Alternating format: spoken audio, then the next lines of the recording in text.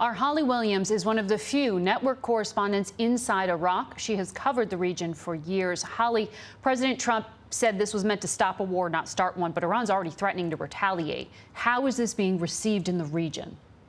Well, Margaret, Iraq's parliament is planning on holding an emergency session, and Iraqi politicians with close ties to Iran are calling for the roughly 5,000 US troops based here in Iraq to be ordered out of the country in protest.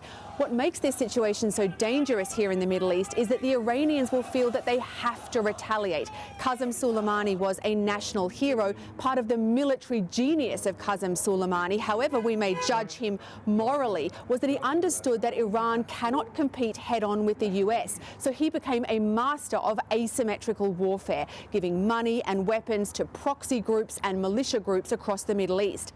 Well, the dual threat that U.S. officials have pointed to with Iran was its sponsorship of terrorism, really led by Soleimani, but then also the threat of a nuclear program. What does this event do? I've been looking at these readouts of European leaders working the phones, trying to de-escalate. Well, look at this, if you will, from the perspective of Iran.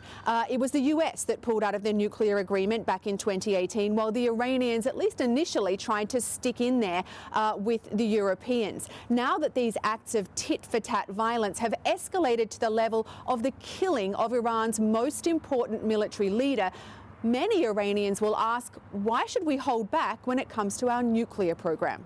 Holly Williams in Iraq.